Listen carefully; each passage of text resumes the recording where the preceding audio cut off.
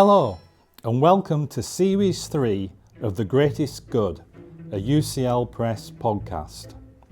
I'm your host, Professor Philip Schofield and Director of the Bentham Project here at UCL.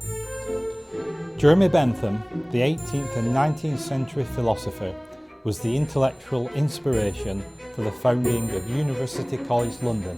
In this series, we focus on the intersection of Bentham's ideas with current thinking on climate justice, in conversation with leading UCL academics.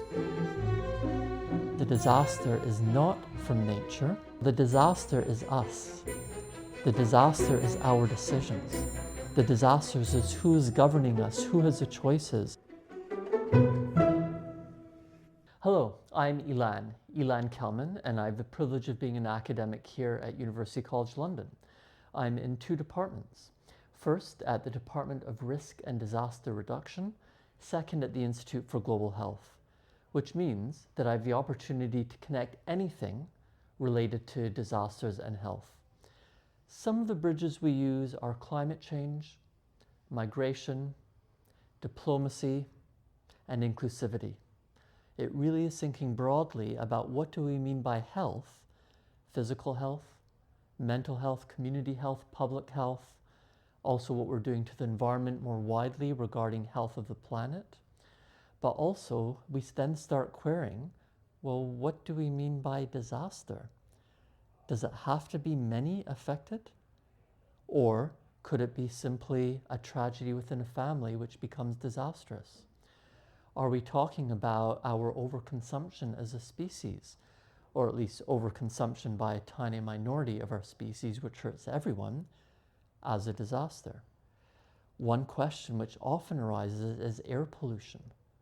The health consequences are well known and well established. Surely that is a disaster. And to me, given the death toll from it, it very much is. So we try and make it practical. We work with the United Nations, we work with local organizations. We work with governments around the world, we work with the private sector, with businesses. We are always trying to push the boundaries, in UCL terminology, disruptive thinking, in order to try and say what we seek for health, what we understand as a disaster, may actually be far wider and far deeper than the media tells us, or which we generally think about for those topics. Right, there's an awful lot to unpack there. And we often talk about natural disasters. Well, I understand you don't think that terminology makes any sense. I mean, that's interesting from my point of view, because Bentham was always keen on us getting our terminology correct. And he would often refer to certain terms as misexpressive. They didn't give the right implications, or they had the wrong associations. So what's your thinking in relation to the term natural disasters? And it's exactly what you just said about Bentham, which very much inspires us to dive deeply, to try and understand broadly. What we find is that a lot of common terminology, what we just assume, what we use every day, is definitely misexpressive. So natural disaster, it has a connotation that it's the typical, usual state of affairs. And very sadly it is. It also has a connotation that it comes from nature. So an earthquake is nature, therefore it's a disaster, it's a natural disaster. What we try to do, the whole point of our research in disasters, is to stop them happening. What we find is absolutely massive, powerful earthquakes which actually do not bring down infrastructure. And then we find moderate earthquakes which kill tens of thousands of people. It's the same with hurricanes. There have been massive Category 5, what are called tropical cyclones, the fastest, the strongest, but people evacuated. They were ready for them. There was disruption, but no real calamity. And then we get a smaller one, and hundreds of people die. So why this difference? And the difference is basically us. How do we allocate resources? What choices do people have about where they live and how they live? Some people cannot afford to evacuate, or there have been cases where they've been fired from their jobs or threatened with dismissal because they knew the danger was coming and they wanted to evacuate. Why do some places have seismic building codes and they implement them, monitor them, and enforce them? Other countries, like we saw in Haiti on the 12th of January 2010, know they're in a seismic zone and yet have no codes, no monitoring, no support. So the disaster is us. The disaster is our decisions.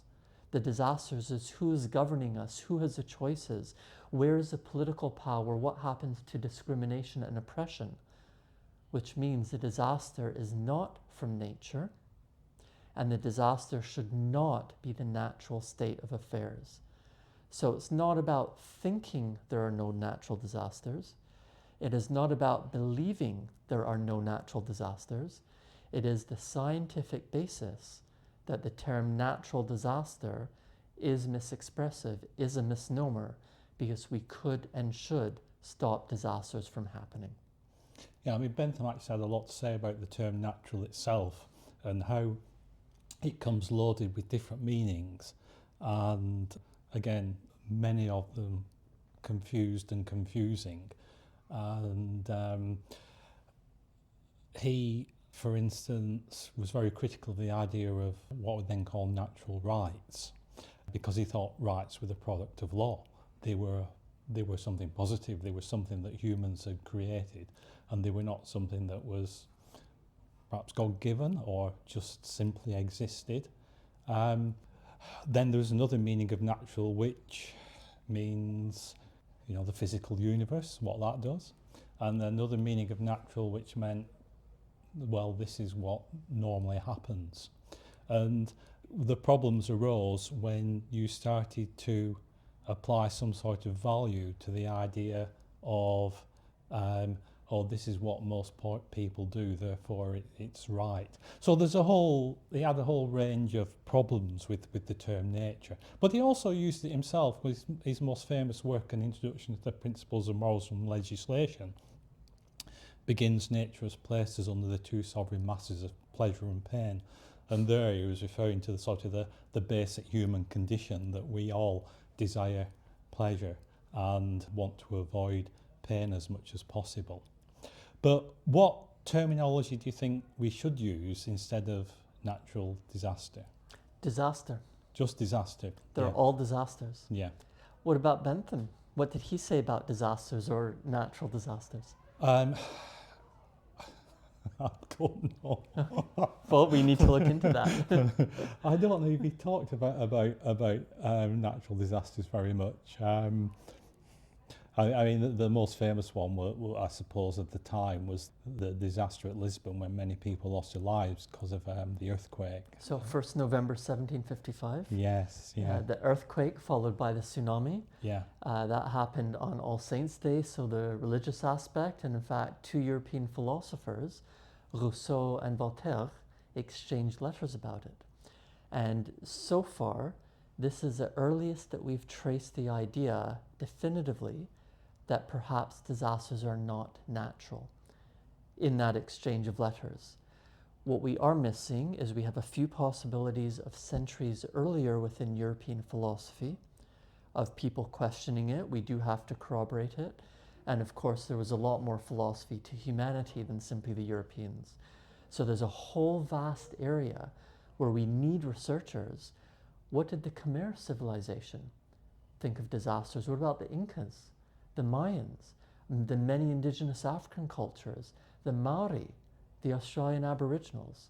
We need scholars and we need peoples from these cultures which survive to try and explain how did they view disaster. And even though, yeah, okay, we're in English, we use the word disaster, and there's so many synonyms: catastrophe, calamity, emergency, and many more. What do they mean to us? And if we start saying, well, that was a disaster and that wasn't. And yes, okay, the drought lasted 5 years, so it was a 5-year disaster. The earthquake recovery was 5 days, so that was a 5-day disaster. Does that really make sense? And are we starting to say, well, that is exceptional and different and abnormal and unusual, rather than thinking of disaster as a long-term process of marginalizing people, of failing in our infrastructure, of undermining education, health, and other social services, and in effect creating the societal ills, which we sadly see every time we walk outside this campus with people who don't have housing, every time someone has to wait 6 weeks for cancer treatment after diagnosis, the air that we breathe, the water that we drink every day, are those a disaster. So we're even starting to explore philosophically and practically, by calling it a disaster, emergency, calamity, catastrophe, whatever, are we suddenly divorcing that from the everydayism that people experience and suffer when we have the resources, knowledge, and abilities to do so much better for everyone? And it could be that, yeah, okay, 50, 60 years ago, everything was a natural disaster. We've now tried to move away from that for a few generations.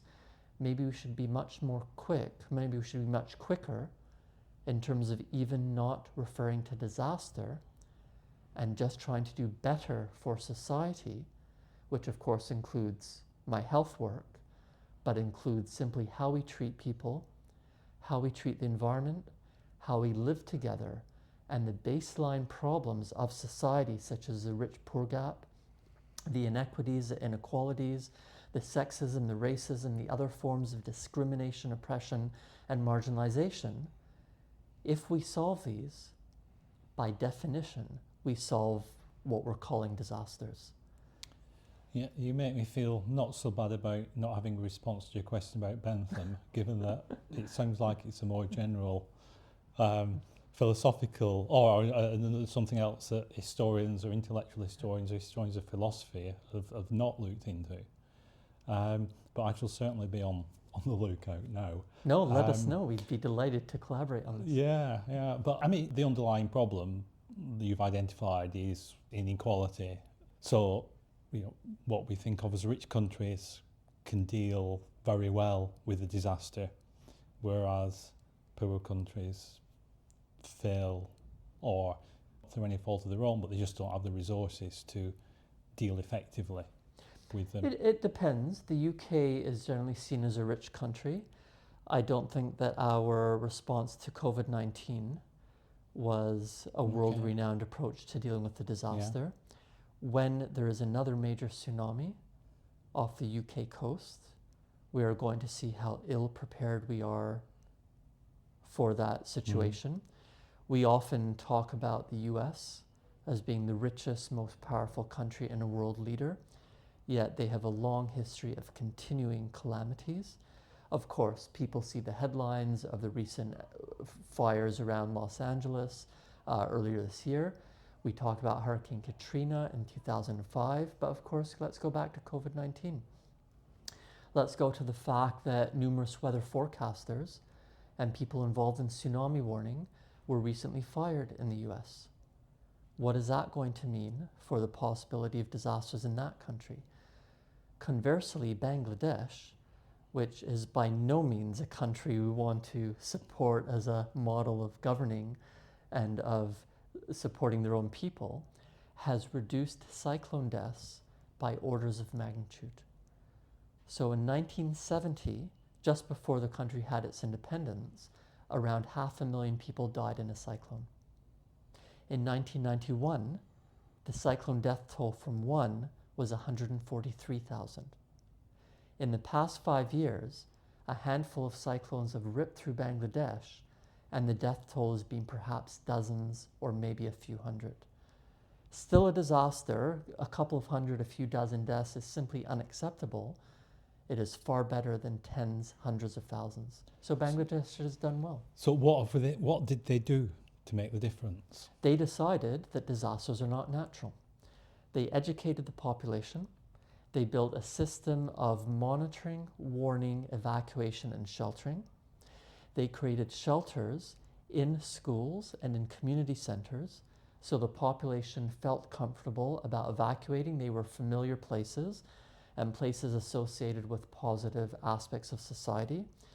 They talked to the people. I mean, how innovative, actually talking to people, and discovered that some people were not evacuating because they were concerned about their livestock or they were concerned about looting, or they were concerned about their livelihoods. So the evacuation system now includes evacuating livestock. And the people know that they have implemented community approaches to protect their water supplies, to protect their agriculture, to protect their homes, so they know that they are coming back to their livelihoods. And very sadly, around the world, which includes the UK amongst other so-called rich countries, certain populations may be reluctant to evacuate because they know or they expect they will be harassed and assaulted when evacuating or when in shelters. Women, often their hygiene needs are not even considered in this situation. Speaking about the rich, developed country of the UK, during the first lockdown, some of the items initially declared to be non-essential and therefore you couldn't shop were for menstruation needs. Imagine someone saying that actually, oh, we're in a crisis, therefore we don't have to worry about menstruation. It just defies logic. Yeah. And so understandably, women may not want to evacuate and they die because of it. Bangladesh has recognized all of this and dealt with it for cyclones. However, they've not dealt with air pollution, and Dhaka is horrific for air pollution, and they are in a major earthquake zone. They know they are going to be slammed by an earthquake, and the seismic construction, planning, monitoring, enforcement is abysmal in Bangladesh. So we often say, yeah, okay, there are issues with climate change and sea level rise, but the expectation is that Dhaka will be flattened by an earthquake long before major impact from sea level rise. And we're very sadly saying, where in the world could be the first million-death earthquake in human history? And we are looking at Dhaka. These are all choices. Cyclones, air pollution, earthquakes. Disasters are not natural. And so-called rich-poor doesn't make a lot of difference. Haiti, I mentioned the Haiti earthquake. Haiti is devastated by corruption, by gangs, by misgovernance, by poverty, yet it's a phenomenally rich country. It's just that elites outside of Haiti and within Haiti have reaped the wealth and taken away from the people. So no wonder there's abject poverty. No wonder a moderate to high earthquake kills 250,000 people. No wonder they're not ready for a hurricane, despite being in a hurricane zone during hurricane season. It's not to do with being a poor country. It's the fact that it is a rich country with resources that have been taken away from the people who need and deserve those resources. So, I mean, that's sort of, in a sense, identifying the problem is with the elites who run countries. But you've also said, you know, it's a problem in a democratic country like the UK. I'm wondering whether there's, in the end, much difference in terms of these countries having bad governance. I have long moved away from labeling countries as rich, poor, developing, developed. A long time ago, we stopped calling them first world, third world, second world, which is good. But underdeveloped, developing, developed, it just doesn't make sense anymore. Right. We do identify differences. We're very fortunate that we are having this conversation in the UK, and I'm not going to fear someone knocking on my door in the middle of the night and dragging me away. They have that real fear in Haiti. In terms of this wider context that you mentioned, what about governance, misgovernance? What about resource allocation, resource misallocation? We see it everywhere. 2 different levels, but in effect it's equivalent. But we also see a lot happening beyond the country level, at the supranational level, and also more locally. So whether it's England or the Greater London Authority or the London Boroughs or the City of London, there's plenty happening beyond the country. And that's the same in Haiti, that's the same in Zambia, that's the same in Cambodia. So it's really recognizing that labeling countries and thinking of all these health, development, sustainability, disaster context by country does miss a good part of the picture. The UK, of course, is interesting in another way due to devolution. So we are one sovereign state or 4 countries comprise of one sovereign state, which adds other aspects of governance. Fundamentally, though, for health, for disasters, for helping people, for helping society, for helping the environment, it really comes down to ensuring people have what they need and what they deserve, and that they are also contributing. That happens from local to international. National is part of that. It has to be considered. It is never the full or complete story. I mean, do you, given what you say, are there sort of strategies that are applicable more or less? Is that a strategy that's applicable more or less everywhere? Getting conversation between those in charge and those who will be vulnerable to a disaster? Fundamentally, yes. The question is who is in charge. So if we look to the US, they talk about the co-presidents of Donald Trump and Elon Musk. Even if we think about the UK or Haiti or other countries, how much are multilateral corporations influencing the governance? There are certainly non-governmental organizations which have a lot of influence. There is also the media, some of which are non-profit, some of which are for-profit. They have a lot of influence. Individuals, celebrities, they do sway voters. And we are into a realm where people are creating generative artificial intelligence, also having major influence on what people do and how they think. So yes, it is very much about this societal, political power. It's your question, who is in charge? It's not necessarily the people who we are electing in free democratic processes. Again, that's part of it, not to dismiss the Prime Minister, not even to dismiss our head of state, the unelected member of the royal family. But it is recognizing there are many other powers out there influencing those who we see. And to me, it is this fundament of who is making the decisions, who are they making them for, and how could we do so much better to use the amazing wisdom, knowledge, capabilities, abilities that we all have, plus the money, in order to help everyone do better for themselves and for society and the environment more widely. So you mentioned Haiti on several occasions. Who is the problem there? Who are the people who are taking money out?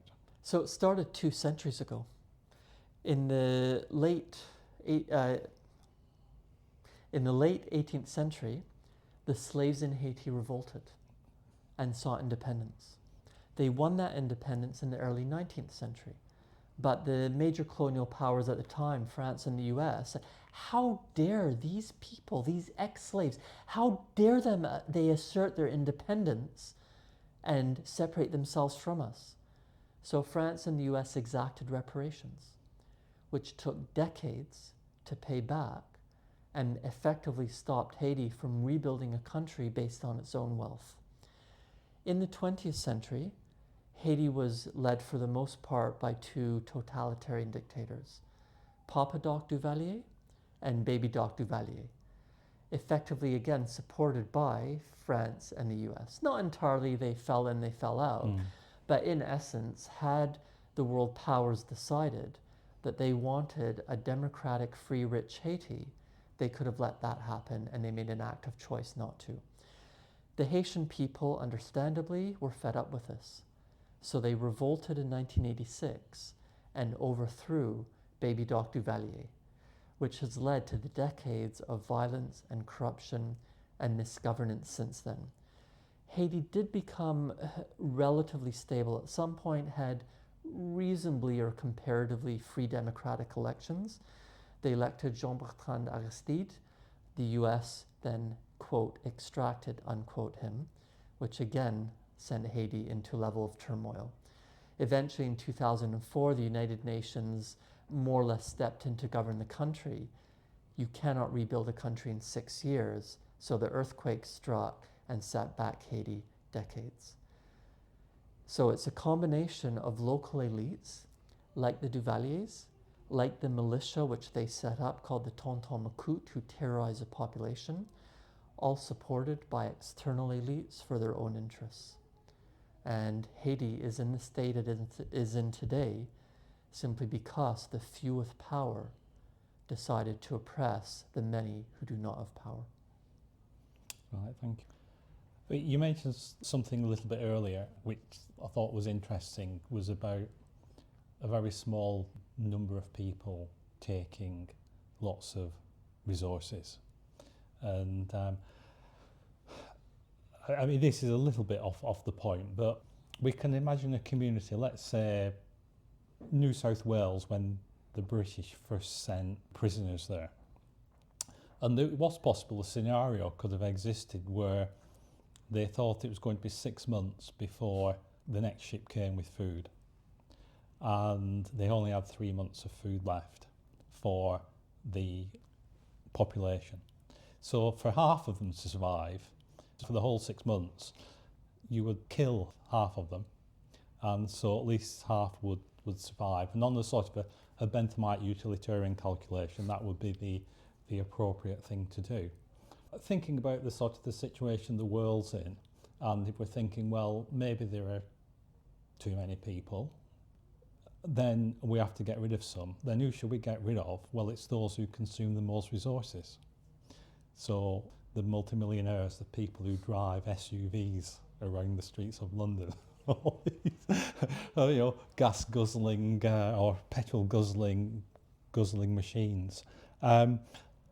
I mean, that's an extreme example, but if we're going to save the planet, maybe we have to stop people consuming so much. I mean, does that make sense? Oh, absolutely. That is the baseline. So people will talk about climate change being the threat. They talk about the climate crisis, climate emergency. It's actually not climate. It's exactly what you said, it's overconsumption. If we suddenly stopped using fossil fuels overnight, we would still have all the societal ills emerging from overconsumption, like deforestation, overfishing, the inequities, the oppression. Conversely, if we took your approach and reduced consumption to appropriate levels, by definition, we would stop human-caused climate change. Human-caused climate change is a symptom, not a cause. It's not a crisis, emergency, or existential threat in and of itself. So I much prefer to focus exactly as you said. I'm a lot more cautious about targeting certain groups of the population for elimination. I'm not going to support killing anyone. What we do talk about is ethical population stabilization.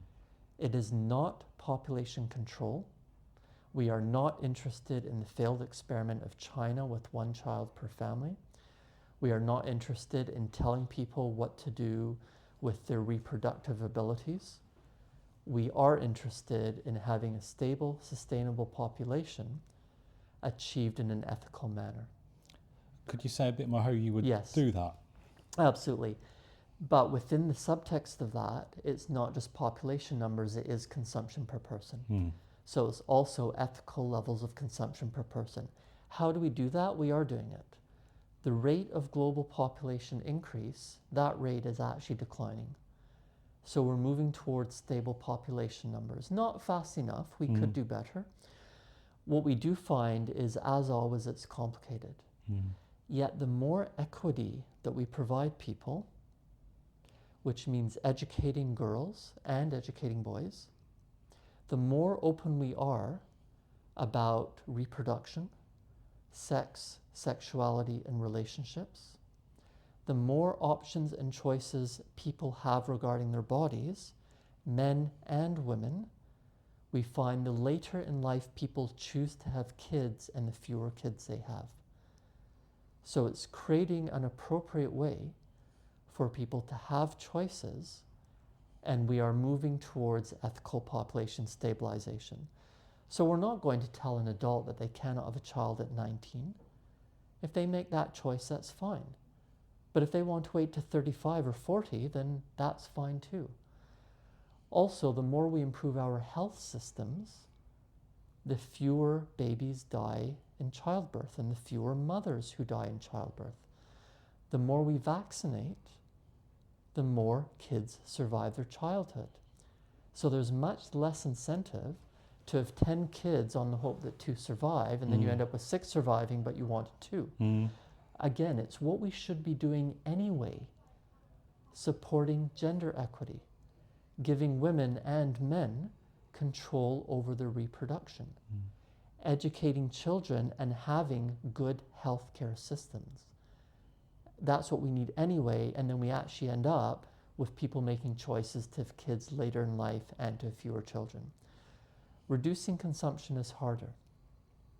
And this is where we can point to successes, but we have so many more failures. And this is where we would invite anyone interested in science to come and join us and really try and work on this problem of how do we ensure that we have rapid ethical population stabilization at the same time as not increasing consumption, not over-consuming, but letting people enjoy quality of life with a level of consumption which is appropriate to ourselves and the environment. Fundamentally, it's not about saving the planet. Earth doesn't care. If we disappeared, Earth wouldn't know about us in a million years. I mean, what difference does it make to the planet? It really is about saving ourselves, but saving ourselves not as a separate entity on Earth, but as part of everything living and non-living on the only planet we know which sustains intelligent life. No, I know Earth is good for another 5 or 6 billion years Easily. yet. And it's a matter of how long human beings can be around to enjoy it. Yes. And I mean, on the question of overconsumption, we, at least most of us, accept there's a real problem with climate warming, and it's due to us using too many resources, but very few of us are prepared to not go on aeroplanes for holidays, to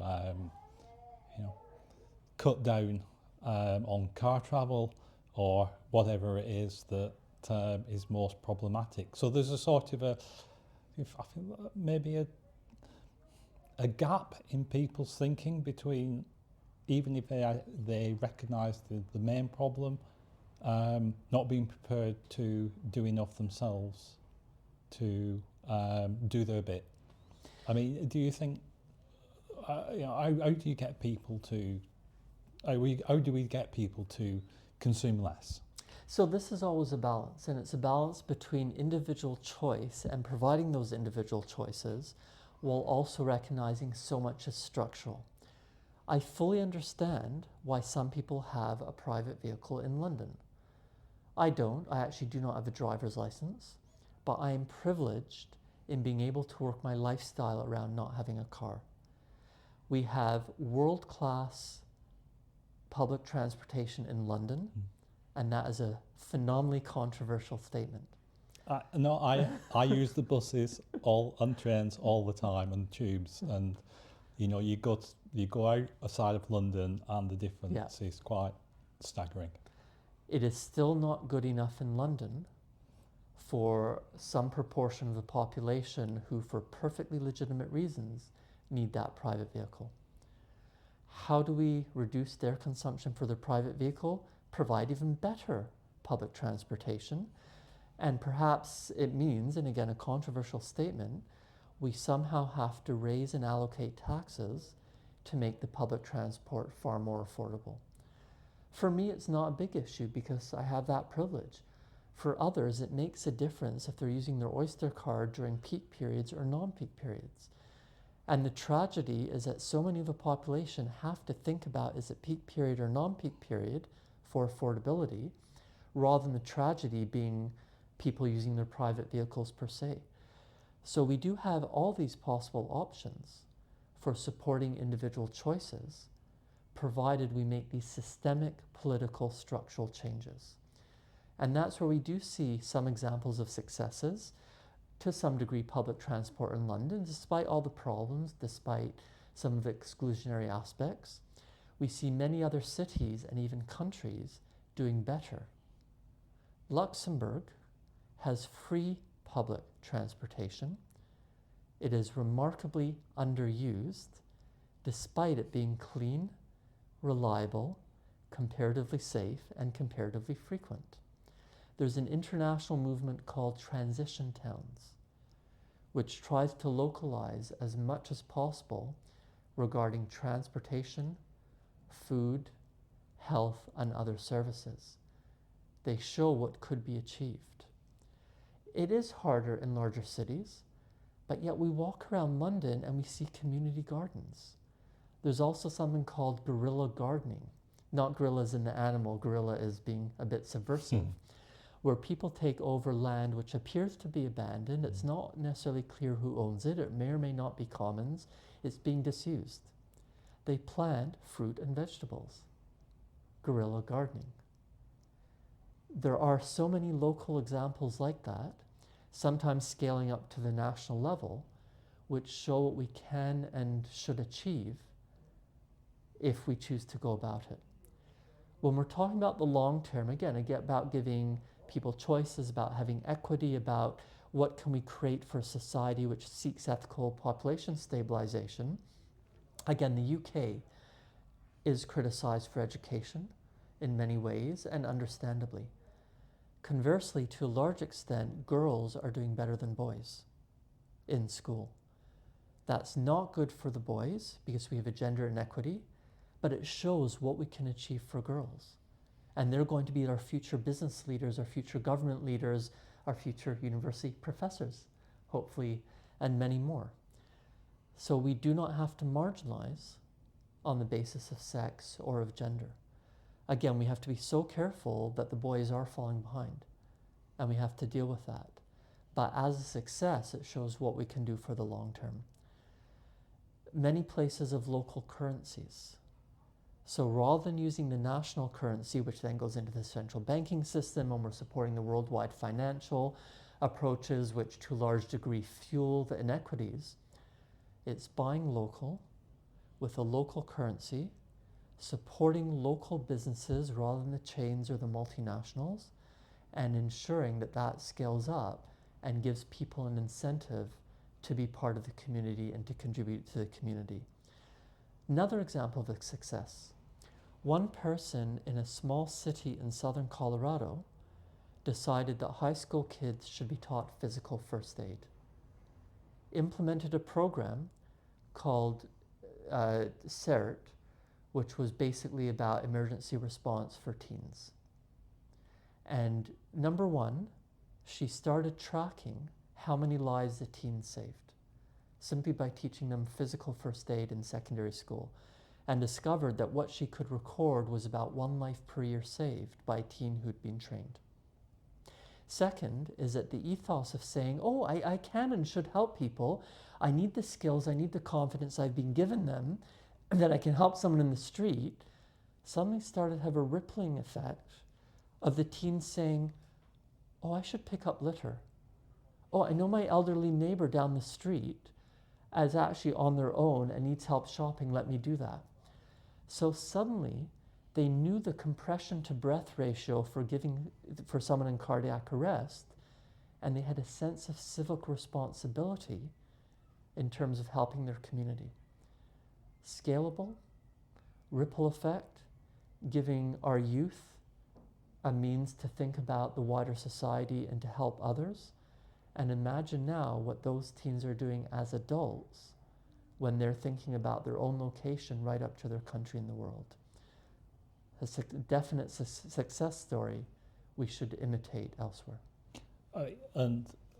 That's really encouraging to hear, but what do you think of as failures? What most frustrates you? The expectation that we should own more and more, the ability to spend beyond our income, going into debt and then paying off the debt with huge interest charges, the desire for so much bigger and better technology rather than being satisfied for what we have, the increasing pressures on everyone to be rushing around everywhere all the time, trying to do more and more, being so-called productive, and that the time for family, the time for ourselves, the time for community being compressed. So many people I speak to have the volunteer spirit and do not have the time or the energy or the scope to give back to their community what they want to. And that's simply because we have the resources and we're not using it. Again, if we talk about public transport, one of the tube lines in London, the Central Line, is always delayed because they don't have trains. Now that seems crazy. Go out and buy trains and put them on the tracks. But the resources aren't there. The signaling system is not up to date. Plus, they need the drivers and the mechanics.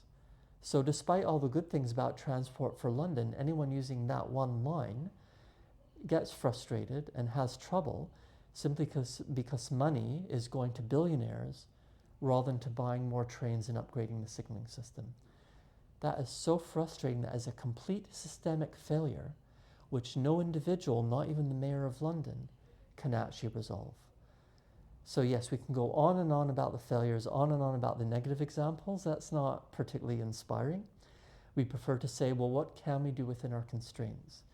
And even if it's as simple as knocking on the door of an isolated neighbor and saying, how are you? What can I do for you? That's enough. But if you do have time to volunteer, if you can help out, if you do happen to be a millionaire or billionaire listening to this podcast and want to do something, then absolutely look to these inspiring examples from local currencies to transition towns to remarkable health approaches, which are saving lives, and educational approaches, and invest resources in publicizing, promoting, and imitating those successes everywhere to bypass those millionaires and billionaires who seem intent on creating a failing society. I think if Jeremy Bentham was here today, he would be really on your side and be flooding you with suggestions We need them. about how to improve things, because that's what he spent his life doing, looking at how elites were getting in the way of the happiness of the people generally and trying to think of better ways of doing things with the available resources.